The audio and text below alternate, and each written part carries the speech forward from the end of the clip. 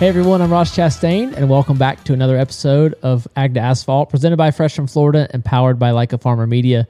Remember, full-length episodes can be found on the Like a Farmer YouTube page, as well as under Like a Farmer podcast, wherever you listen to your audio podcasts. Now, I think we've got a pretty good show for y'all today. We're going to look back at Richmond and New Hampshire, as well as sit down with Ken Pozega. He's the rear tire changer on the number 1 car for us at Trackhouse. And then we'll look ahead to Daytona as well. The regular season finale, get our lay of the land for that with a new rules package coming out for the Cup cars. So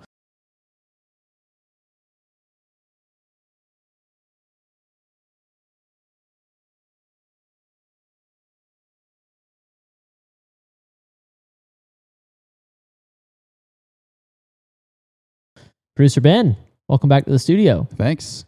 Chilly in here. It was really nice. It is cooler in here than it is in your house. I feel like we have to, paint the picture, tell the story here of the temperature in the studio, because we've endured so many extremes. Now it's going to be 70 degrees every time we walk in here. Yeah. I made it a point, had it on early, chilled her down. Cokes are cold too. Yeah, they are. I want one. I might have one after this. It's a Coke day. It is. Yeah. Especially a Coke 600. Yeah. What is it? It's 84 out right now. It feels like it's about 104, but. Well, in my house right now downstairs, it might be. Yeah. What's going on? I mean, every time I come out here, you got this going on, you got that going on. It's just endless money pit for projects. Look, I looked for land in and around the greater Charlotte area, right? Know I'm going to be here for a while. Rented for years. Rented townhouses. Stayed with people. Stayed with racers, other drivers. Rented a house and then bought a house up in Cleveland, North Carolina. Which, you say Cleveland, most people don't even know that there's one of those here. It's too far, so came further south and went into Mooresville, and then wanted to get out of the neighborhood, so now found this land. So I've kind of stepped through several houses of rental and then buying. Luckily, I've been living through a kind of ascending real estate market where I think I'm buying high, but then when I do go to sell these other ones, it's worked out well. So found this land, but look, I wasn't ready to build my kind of forever home, and so I renovated the farmhouse out here. Renovated the studio, which was a paint booth when we got it. It was an old milk and parlor we're sitting in. So, look, there's going to be issues. The issue in the house currently is with the brand new thermostat and the brand new air conditioner. Like the HVAC went full new, replaced everything in the renovation. And I don't know. It first was stuck on 62 degrees. It wouldn't, like if you turned it on, it tried to chill it all the way to 62. And now when I reset it to only blow hot air. So I've given up. I've tried every kind of factory reset and YouTube tutorial, and the guy will be here at 9 a.m. Good. I'm glad you finally caved in. It'll be a hot second. This will be night 2. Luckily, we've been in the 60s, so an open window. Jordan just worried the boogeyman's going to get her. Yeah. Have you thought about just grabbing a sleeping bag and coming out here? I could. Yeah. It's nice out here. Yeah. Lay across the table right here. Yeah, Sleep with the trophy. Okay. Yeah, I mean, that thing was in the house at the start. Yeah. I rode around the truck for a little while. Yep. I just wanted it in the truck with me. Yeah. Which people said I was crazy because I just parked. I mean, I was locking it, but it's already chipped. It's already cracked. I mean, it cracked. Yeah. On its way out of Victory Lane. No one has still fessed up to that. Yeah. Yikes. So yeah, look, it's AC gonna be fixed. Yeah. Work in progress. But it's warm in the house right now. It is. I kind of thought you kept it like that just because you're gone so much. And I'm like, dude, like the amount of energy you're burning to keep it warm, and then you come back and you crank it all the way down and then you let it sit. No. I was hoping you were a little more advanced than that. No. Good. No. I mean, if I'm going to be gone for a week, it's up. Right. And I've got the Wi-Fi thermostat that doesn't work. Actually, you can control it right now. You set it to 70 degrees and it blasts hot air. So I'm sure there's something in a setting that I have wrong, or I don't in the reset, but yeah. So, that's it from inside the house. Yeah. Thanks for the update. yeah, I don't know why we had to get so granular on it, but it's okay. Hey, it's a podcast, but it's sometimes a therapy session. Sometimes you just have to let it out. Yeah. Pent up. Yep. Yeah. Yeah, I mean, look, we ran Richmond 2 weeks ago now. It's already been 2 weeks. That's crazy. Yeah, nice Saturday night race. I've had have in our little Saturday night era of the season, I feel like. So that was nice. I know you weren't there. Mm-mm.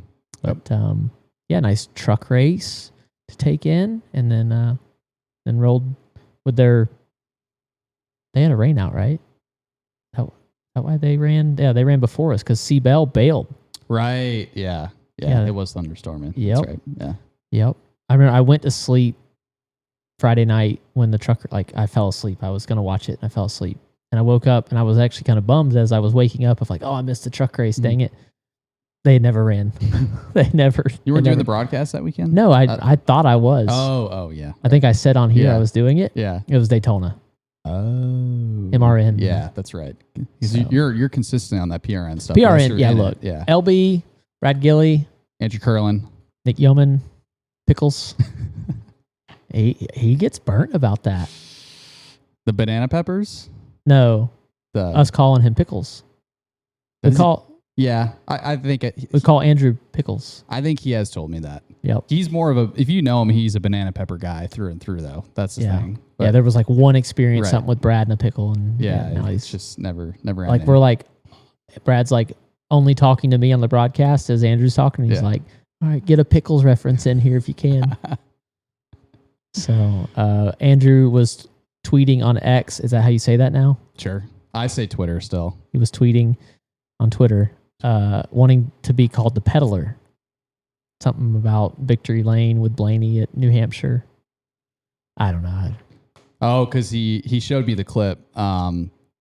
He said it took 1 minute and 15 seconds from when Brad tossed it to him Victory Lane to actually get Ryan to pull him in. That's quite the pedal. Yeah. But yeah, back to Richmond. Just interesting to note that Christopher didn't run when it was a doubleheader. It's a constant conversation with us. So when I look at these doubleheader weekends where I'm going to run Cup, obviously, and very fortunate to be able to supplement other races for Trucker O'Reilly, we laid out ahead of time, and through different, I'll call them regimes at Trackhouse, there's been kind of different messaging to me about what they expect and what they want out of me. And at times there was a hard no on if there would have been a rain out and the Trucker O'Reilly race was on the Cup day. I was not going to be allowed to do it. Fortunately, that never happened. It did happen years ago in what was an Xfinity, the O'Reilly Series, when I was at Colleague. I remember we ran the Cup race when I was filling in for Newman at Vegas, and then at the normal Cup time, and then we ran Sunday night. We ran the O'Reilly race, and Colleague Chris Rice was not happy. Like he put an end to it. So later that year, Kansas doubleheader truck.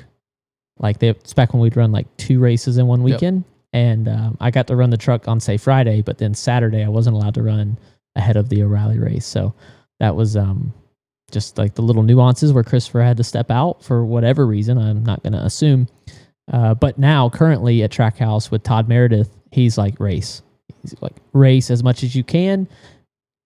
Get your sleep, like get rested, get rehydrated, and be ready for the Cup race. If you don't think you're ready physically and mentally, then don't do it. But he puts it on me to make that decision, so I just make sure that I'm physically ready and have the food like pre-planned and prepared right after the first race to be ready to go for the Cup race. So that just is a little peek behind the curtain. I feel like that doesn't get talked about much, but is a big talking point in my experience at Trackhouse.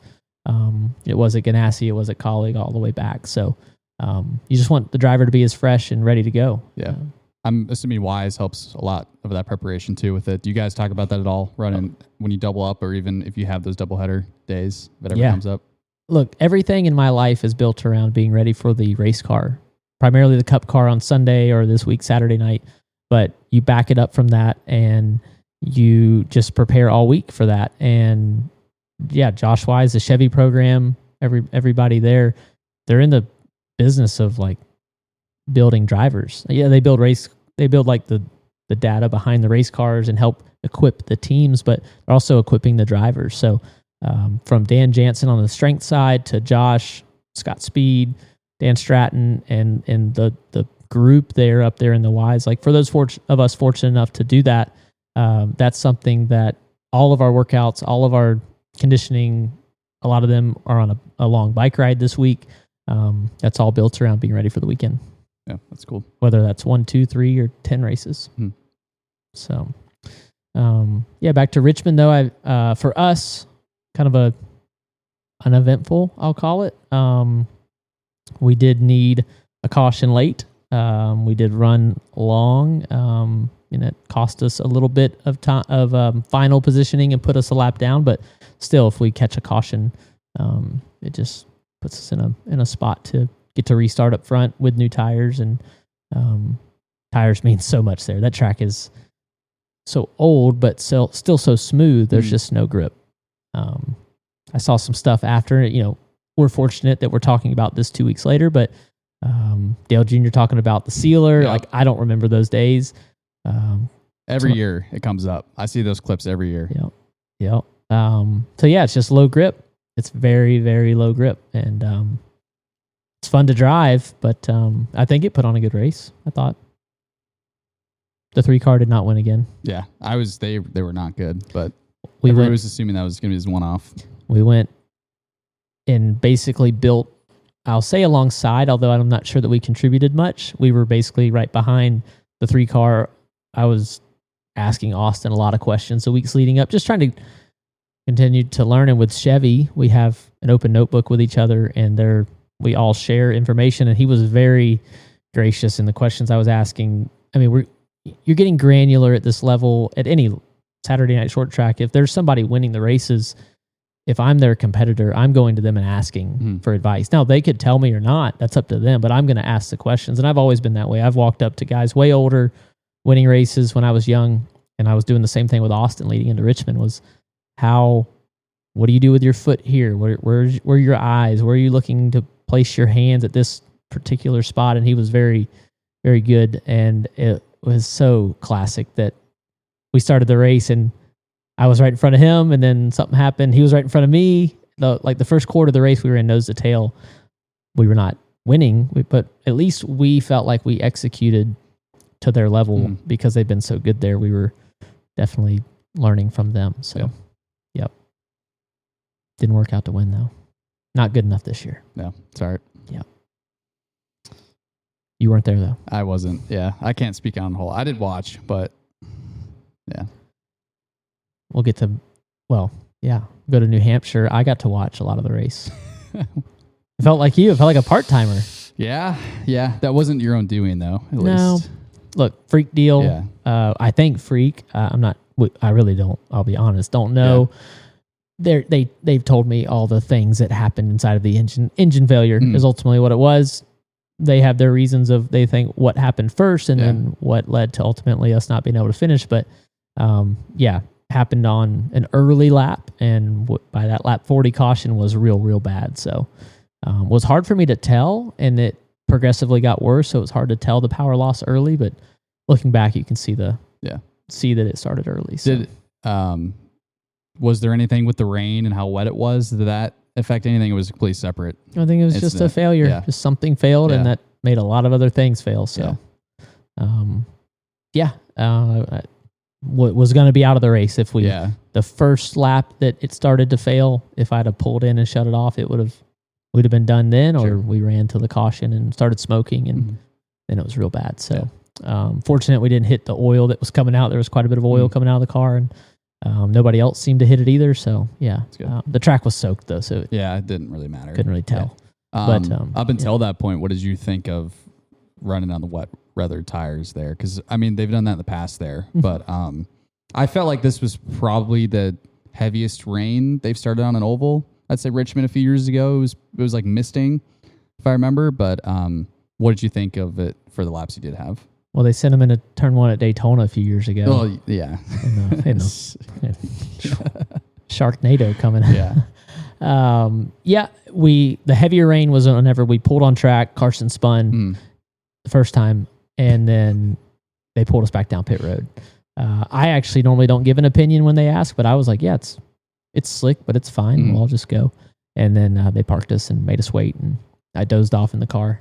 Yeah. And then it was just wild to me. I remember there was a time not that long ago. If you'd have told me I would fall asleep in a red flag at the start of a race before we ever run a lap of green, but we've paced behind the pace car, and you said you pull back down pit road and cover the car and you could fall asleep, I would not have believed you. And I full on took my helmet off, had one earplug just hanging over my ear, and woke up when they talked on the radio again. I'd imagine, like, obviously your seats are custom formed you, but I feel like it'd be like sleeping on like an airplane. I don't feel like you can like put your head to the side or anything to get comfier. I guess obviously you did. You can. So the belts, I kind of have them like loosened a little bit, but they're still holding you in, so I kind of feel secure. I laid my left side of my head over on the headrest, earbuds out, and helmet off, just sitting up there, and all the fans, everything was pretty quiet in there. Yeah, and dark too. Very dark, pitch black. Yeah. Can't see anything. Yeah. Not a single. That is kind of a perfect setup. It's great. Yeah. I'm comfy. Those seats are so comfortable. Yeah. Mine is, at least. So, and then once we got going, took our time, I'd say, packing up, and then went and actually got to watch on TV. Just went down by the airport and had some Busch Light. I'll be honest. Nice. Went and had some. Like here's what goes through my mind. I hang around and I'm just like making sure that there's no opportunity because somebody's not feeling good. I don't know what the opportunity could be, but is there any opportunity? And everybody knows I'm out. So if there's an opportunity, I feel like we would know. And that's happened for me in the truck series, especially where blow an engine early, and then I've gotten in and finished the race in a different truck. And the driver was not the same size as me, way bigger guy, Brian Silas, a long time ago. Do you remember Brian? Yeah, I remember Brian. Yeah, Florida kid. Pull. And finished the race for him out in Kentucky. So I just always hang around. I'm just like, all right, okay, we're getting past lap 200. I don't think anything's coming. Let's get out of here and head down to the airport and have a Busch Light. It's one of those things, like, the week's over, we're going to fly home and we'll start again tomorrow. So took the whole one team and we just nice kind of watched on TV. Took it in. Watched Connor pile in. Big guy in the news. Yeah. Okay. Announces going to go to HMS. A lot of pressure. Goes and piles into a wreck way, way, way late. Oh. I've had fun with him this week. Yeah. Did you reach out to him after to be like, hey man, it's all right? Or no. I saw him at the plane. It was just a roast. Yeah. Oh yeah. Yeah. Yep. I was walking right by him and Stefan, and I gave Stefan a look and he just gave me a nod. Yep. And look, in the moment we're watching on TV and you see it, it's like, okay, replay. And then I'm wondering, did Stefan call it? I know Stefan. I said the same thing. You're just wondering, okay, it's going to get unpacked. We're going to dig into how this happened. 9 times he said go low. And Connor, there's several things that went into getting him all the way to the point of impact. But not something that he wants, not something we want as a group at Trackhouse, be tearing up cars, but he definitely will learn from it. And I've done it. We've all done it.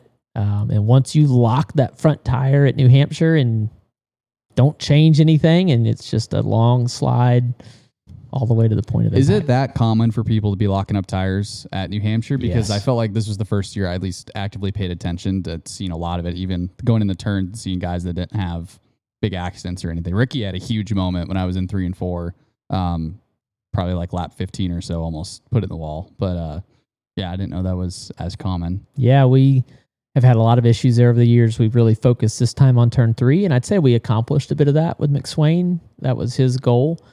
My issue in practice was turn 1. I was just, left front. I don't know how it was still round at the end of practice. On the first set of tires, I had locked it up so many times, and we made changes in practice and got it better for our second set. A rare time where we had 50 minutes and 2 sets of tires. But a lot of left front lockup for me in turn 1. Other cars we saw Daryl have a big lockup late in the race, chasing down Blaney into 3 with trying to get by Custer. And it's something that you you're at the limit, and that left front is so light, the cars are so rigid that it's at the limit for everybody every lap. Yeah. You touched on it earlier, but news for Connor. He's going to be leaving the team going into 2028. Big opportunity for him, obviously. Have you talked to him about it or anything, or has he shared thoughts with you about it? Yeah, we have. Look, staying in the Chevy family, that makes everything a whole lot easier from my point of view. Like, he's still going to be a Chevy teammate in 2028. So, full speed ahead for us. We know we've got over a year with him inside of our four walls, and then whatever the future, holds as far as working together, we'll see. But definitely have talked about it, and Justin was very upfront with everybody when he knew to tell all of us. And Connor's doing what's best for Connor, and at 20 years old, he should be. Yeah. And so he'll have the full support of Chevy through the next year as a key partner at Trackhouse, and stepping over to HMS as a key partner. I got the full support of the tech center, and that's where we spend a lot of our time, is over there trying to be the best race car drivers we can be. Yeah. So. Yeah, I feel like when Mr. H calls, you have to answer. It's hard to turn down for sure. Absolutely. Yeah. So Blaney goes back to back. Yep. 21 car in contention again. Yeah. Josh Berry. Really good. He's been on the last few weeks, especially at New Hampshire. Yeah. I mean, third. Yeah. All 3 years in the 21 car there. Mm-hmm. So, I think that's continues to text you. And for Josh, I feel like short track guy, known for his late model stock, all of his time with Dale Jr. in the late models and iRacing before that. To continue to perform at a track, definitely, it's impressive for me to watch him make speed there. And I got to, unfortunately, watch more this weekend than I wanted to. So, it's all right. All right. Well, that's it for me on New Hampshire. You want to show everybody our interview with Ken? Yeah, let's do it. All right. Next up, we've got Ken Pozega, rear tire changer in the number one car. Let's go talk to him and learn his story. Ken, welcome to the studio at the farm, buddy. Appreciate it. Thanks for having me. How far do you live from here? 15, 20 minutes. Okay. Wasn't too bad. A little closer than the shop? A lot. I wish practice was here. Do you drive by this area to go to the shop? I do not. In Concord? No? No, not this way. A little too far east. Okay. You're east of here. I'm in Trout. I'm by the airport. Oh, you're west of here. Yeah. I'm okay. Closer to the airport. Yeah. So you probably passed my house on your way here. To go where? To the airport? Yeah. Okay. Yeah. Yes. To the airport. Yep. Gotcha. I usually actually fly out of commercial, out of Charlotte, and then fly back with y'all. We're always doing the Chevy truck convoy swapping. Must be nice. First class every now and then must be nice. Victory's a little tight every now and then. It's all right. I'm living off the Jamie McMurray royalties because he had first class, so I got that slice of his contract. That's nice. Incorporated into mine. He also had the Cessna at one point. I don't get that. That would have been nice. That would have been nice. I didn't get that. But he didn't have a podcast studio out in his barn, so he didn't get to talk to guys like you. Yeah, he's a no one. Don't worry about him. So let's talk to people. I want people to know your story. So we came in and won our first Cup race together. Your first Cup win was Coda. Yeah, was mine. With you. Yep. Tell people about where you came from. You were not born here in Carolina. From Ohio. What town? How'd you grow up? Tell me a little bit. So originally from Warren, Ohio. The closest city would be Youngstown. So that's Northeast Ohio. I actually never watched NASCAR growing up in my whole entire life. I thought it was the stupidest thing. And the cars going in circles. I was like, that's stupid.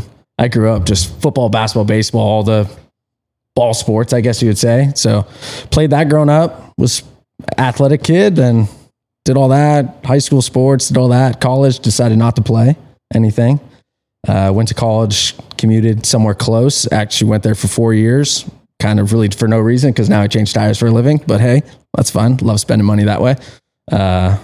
So after college, moved down to North Carolina, and while I was looking for a job, I was moving furniture for TJ Ford, old Jackman at Gibbs. And actually, I met Josh Appleby. He was moving furniture with me, Jackman, that you'll meet here in a little bit. I met him, and I was like, man, that seems like something I would like to do. oh, You could. That's scary. Seems like something I'd be good at. So here we are. I put the sign up today, so that's my fault. Yeah. So yeah, that's kind of how I got into sport, was me and someone. I moved down here just because I had some family, and all luck, really. And I get that question asked. That's like the number one question fans ask when you're at the track setting up. They're like, "Oh, how'd you get into this?" I'm like, "All luck, just random draw." So what brought you to Mooresville, like to the area? So I have an older brother and sister, and when they both graduated college, my sister moved down first, found a job down. She first moved to Statesville, and then just my brother graduated next, and he moved down. Then when I graduated, me and my mom moved down. So that was kind of just all luck. Did you know racing was here? Kind of, a little bit. My sister married someone in racing, so I kind of knew of it, but nothing that I know about it now. Yeah. Like now, it's like NASCAR everything. My wife knows probably more than I do. She asked me stuff. It's funny because you go to the track and I only listen to crew chief, you talk, and then so you don't really know anything that goes on. So when you go home after the race, she's like, "Oh, did you hear this?" I was like, "I have no idea what you're talking about," because I'm only listening to you and Brandon. Or I would say our radio is pretty quiet. It is pretty quiet, yeah. Especially on Channel 1. Just Mick Reynolds talking a lot. That's all you hear. So we have Brandon McSwain as our crew chief now. We had Phil Surgeon before.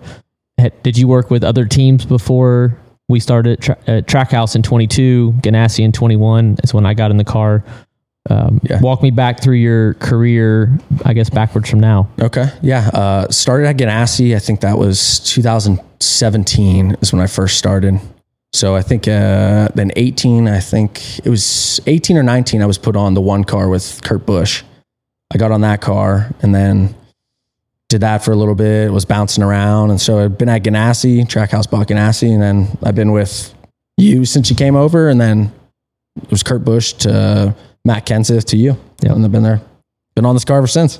So within 2 years, you went from your first time, you got hired at Ganassi, your first job in racing, to the house #1 cup car. I think it took me a year. I did like a year of kind of off. I was also a carrier back then. I changed rears now, but I was a carrier back then in 5-lug and 6-man. So I think that first year I did a couple off deals, was going back up, and then it changed to 5-lug or 5-man, and I couldn't hang a left front. So I got my job taken away from me. So I learned how to hit lug nuts. And then I think I did that for a year. Then I would straight to a house car. I think I only lasted like 6 weeks. Yeah. Tell us about it. Yeah. I got the first, I think it was first 6 weeks. I was struggling a little bit. I definitely was new. I appreciate the coaches for giving me that opportunity. I think I learned a lot. Yeah. Got taken off, got put on the backup car, which was totally fine. Next year, got put back on the one, got taken off again with Kurt Busch. And then I think that's when the Kenseth came over and they switched the rear changer on me and Kurt Busch and Kenseth, the rear changer switch. Okay. So I went to Kenseth, had him, then you came over, been with you ever since.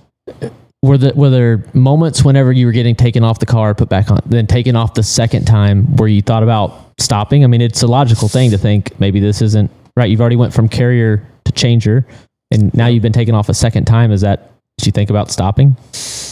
No, I don't think that ever popped through my mind. Actually, it's just kind of, I knew I was struggling. I think I had to say, if you don't know you're struggling at the track, I feel like you're oblivious and you might not be the right guy for the job. So I kind of knew it was coming. The second one, not so much, but hey, it all happens for a reason. I'll be all right. I think that those moments of, and I say failure, but we've all experienced some version of getting fired. I'll use air quotes about taking out of a spot. And it's do you keep showing up or not? It's really easy to walk away. It's very easy to walk away. You could, but Straw's pretty fun. I mean, we work out, travel for a living. I mean, I can't complain too much about it. Talk to me about those race day workouts. You brought it up, working out. Y'all work out several days a week. Yep. I mean, almost every day. Maybe you take off this Monday morning when we got back at 4 Luckily, my wife and kids are at the beach, so I think I got into bed 5 a.m. I slept till noon, so I can't complain too much. I got some sleep. But I'll see y'all rolling back to the hotel on race day when I'm leaving to go start activations, meet and greets, whatever. Yep. And y'all are coming back in with like bags of groceries from the grocery store, I feel like. And Brooke has like cranberry juice sometimes. He went through that phase. There's a lot of protein shakes. Oh, yeah. Yogurts.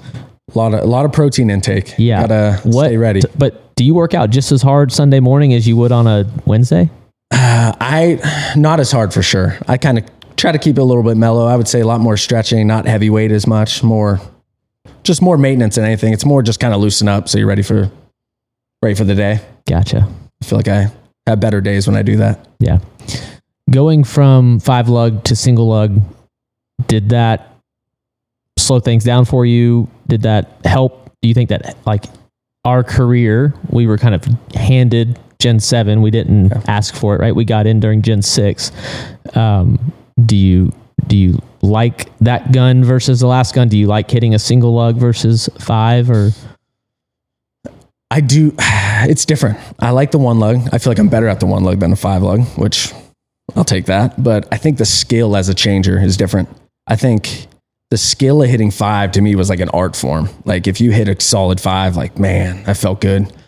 So I think that was, and you would go up and down pit road and you knew what changer, you're like, that guy's a stud. That's the best changer in pit road, blah, blah, blah. But now I think it kind of I think it's even out the playing field as a changer wise. Now it's more, everyone gets the lug nut at the same time. It's only one. It's more based off of pools nowadays. So I think, so it's kind of just different. I feel like I'm better at 1, but the skill of hitting 5 was a lot harder.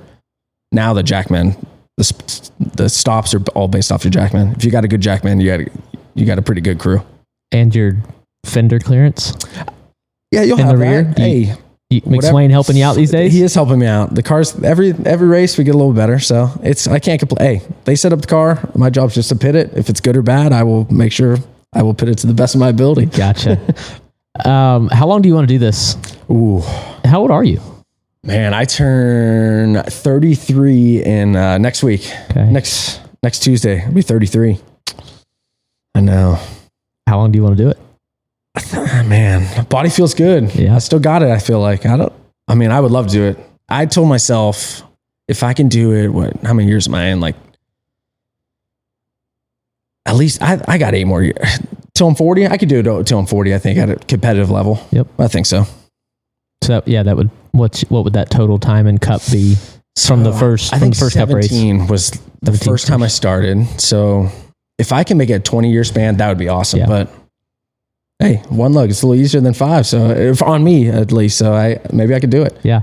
My goal was the whole time I was working my way, hopefully to Cup, was when I get there to do Cup for 20 years. Okay. So I don't know. I guess we have the same goal. 20 would be nice. Yeah. I think I could keep going. I'll be all right. Just keep the body healthy. That'll be fine. That's all I need. You going to survive in Troutman that long? It's getting busy. It is getting busy over there. A lot of new neighborhoods popping up. Not a big fan, but it's pretty quiet out here. It is not. I'm just trying to convince my wife. That might be the biggest thing. I can't help you there. Hey, maybe you might be able to. That's pretty much it, man. Is there anything else we want people to know? We want people to know the person behind the helmet that they see jump over the wall right when they watch us on Sundays. And so, man, nothing on the top of my head. I mean, that's pretty okay. Just moved down here. Nothing. That was it. I'm the same way. I'm like, I got nothing else. I got nothing really. Nothing really that cool about me. All right. Well, I've got some questions about Ohio that I'd like to ask you. Okay. This is part of our homegrown challenge. So McSwain, Too Tall, and Harry have all done it. Okay. The rest of the guys are going to do it. We're keeping score. There's definitely.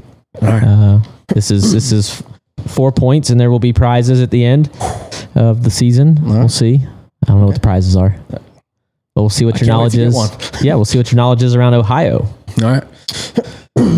You ready? Yep. I'm gonna ask you some questions. I guess I should tell you. Is this like a time limit? It's 60 seconds. Oh, okay. 1 minute. All right. So Big Ben behind the camera will run the timer, and we'll see how gracious he is with the last. Sometimes I'm like trying to squeeze one last question in for you, and we'll see if they count it or not. Okay. Okay. Ohio is consistently one of the nation's top producers of what sweet product? Chocolate. What famous NASCAR family is from Ohio? Blaney. Yes. Ohio ranks among the nation's top producers of which legume? Pass. Ohio is known as the what? Buckeye State. Yes. Which former NASCAR Cup champion from Ohio is known as the Buckeye Bullet? Pass. I don't know if I got that right. Which livestock industry is one of Ohio's largest? Cows. What fruit is Ohio famous for growing along Lake Erie? What fruit? Pears. Grapes. What Ohio city is known as the birthplace of aviation? Dane. Yeah. Dane, yeah. Does Ohio have more or less than 60,000 farms? More. Yep. 70,000. That was all of them. Yeah, Passed two. yeah. Missed first. It was What maple the first? syrup. Maple syrup was the sweet product. A soybean was the legume. Dang. Ryan Newman was the Buckeye Bullet. Huh. Is that right? I never heard. I honestly thought he was from Indiana. I thought Ryan Newman was from Indiana. Yeah. Everyone talks about Blaney where I'm from. Yeah. I'm like 10 minutes from the border, PA. So like Sharon Speedway up there is like a huge Blaney thing. So did you cheer for him when he wins? no, I mean, at least he does talk to us as a group though. That's kind of nice. Yeah. So some of the drivers like just walk by, like don't talk to us, but he's actually I'll give it to him. He's funny. Y'all chirp him. That is Pretty heavy. Let's just say he takes it well. takes He'll the give it chirps well. back. He does pretty good about it. Yeah. Okay. Well, as a thank you for coming in, Big Ben's going to walk in and give you a set of Georgia boots. I appreciate it. I hope they're the right size. If not, there's a whole pile over here that you can pick from. But yeah, Hey, appreciate it. thanks for coming out here today. Hey, thanks for having me. That's it, buddy. Appreciate it. All right. A big thanks to Georgia Boot and Ken Pozega for coming on and talking all things one car pit crew and the bigger part of the Trackhouse pit department. Got a couple names in there that have been longtime friends and a big part of our success at Trackhouse. So appreciate him riding out here to the farm and telling his story. But then now on to Daytona. Do you have any thoughts on this rules package? What have you heard? I haven't heard really anything, and I don't think I have any knowledge to speak on it. So I'll let you take it away. We don't know either. Yeah. That's what I'm wondering if you know. I don't. Yeah, they're chopping the spoiler off. Yep. Like it's supposed to be a massive loss of rear downforce, some reduction in drag, so that cars should flow through the air better, not be less like a brick, more a little smoother. And I don't know if it's going to have grip or not when I get to the corner. I'm a little worried that if it's going to go anything like how your Atlanta car started this last race, I'm very nervous. Luckily, though, I can't shoot on the outside of Daytona, so that's probably if you turn and you go right in the wall, I'm good. Good. Nobody needs to be shooting on the outside of Daytona. Yeah, definitely not. I believe that the first caution, if it's any number of laps where the tires get hot, definitely the end of stage one, there could be cars on pit road, shut off, working, like raising, lowering, adjusting sway bar, or whatever. If you run one, like making wholesale changes, like not quick on a pit stop, just come out in the back, make your changes, try to go forward that way. So we had to do that at Echo Park, and we'll see. I wouldn't be surprised though if people are working on them. Yeah. So we just don't know, and we're not practicing. So qualifying, you're out there by yourself. Maybe it makes it. Maybe you slip. Maybe you don't. But in the race, it won't be long, and the suspense will end, and we'll know if we have grip or not. Mm-hmm. Yeah. So. Luckily, you have a little bit longer caution laps here to work on it. You do. So. You do. But before we get down there, you and I are going to make a trip up to Buffalo. Going to Buffalo again. Go watch a Bills game, Bills Steeler action. I think they're playing the Steelers. It's the preseason, so it really doesn't matter. But we're going to have fun. We are, for sure. Yeah. We moved our flights. We were in the afternoon. We're going to be like off the airplane, rolling in quick, and now we're going to go earlier. You got some plans for us? We do have some plans. One of them I'm going to keep a little secret because I don't know how involved you're going to be with what we're about to do. So, yes, we have some social content that will be coming out here shortly.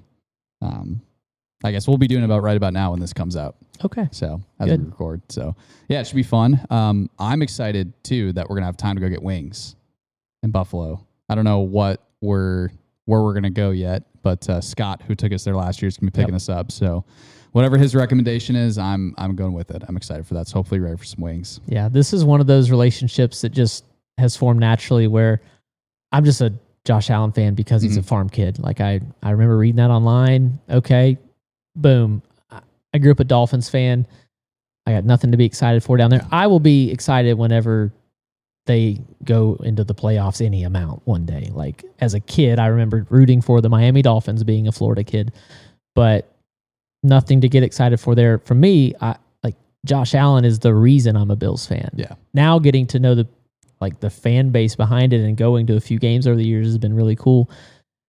And then the AB side of Busch Light tying into what the bigger brand does up there at the Bills Stadium in the group behind the scenes, from the wholesalers up there and the retailers even to going out into stores, is really, we've got to build a good friendship with Scott, and he takes care of us, man. He does. He's awesome. It's cool. So, yeah.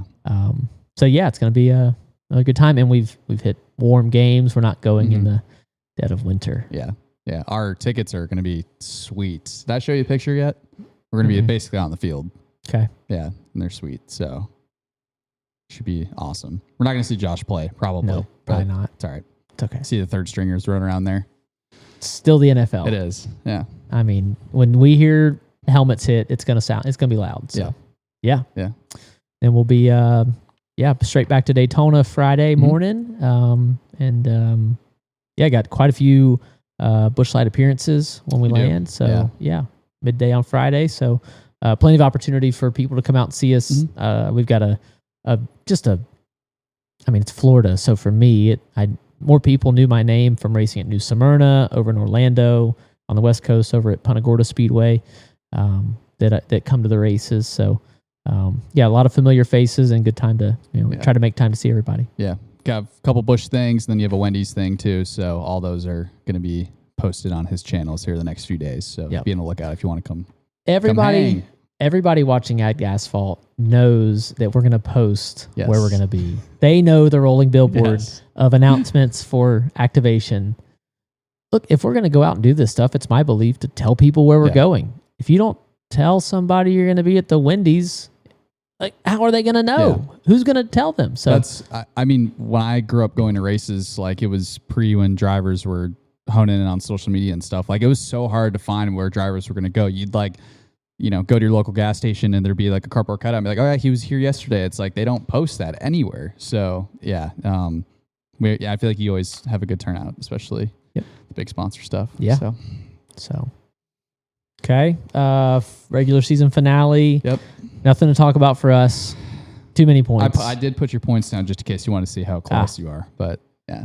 Well, where I go when it comes to my points is, okay, we're 18th, 19th, I guess. We're 19th in points. So the goal will be 17th. If that will be the win. And it'll be against two RFK cars. Yep. If we get our way and Shane stays in and everything stays the same above Shane, Preece and Brad are going to be the mark. And then on Preece's side, you got to remember the owner points is a different number than the driver points. So, it's a big difference to be a spot better in owner points for the bottom line at Trackhouse. So I want to pour as much into the cup. If I'm going to ask Justin to spend all this money, I better try to make him as much back. So that'll be where if we don't make it, which 81 points, let's be honest. So how is it even still mathematically possible? It's not. I just put it on there anyways. It's not, right? We're out. Yeah, you're out. Yeah. Okay. I just put it there just so you knew. No, that's what the ha-ha's for. There you go. Like, wait a minute. I thought it was like 75 points. Yeah.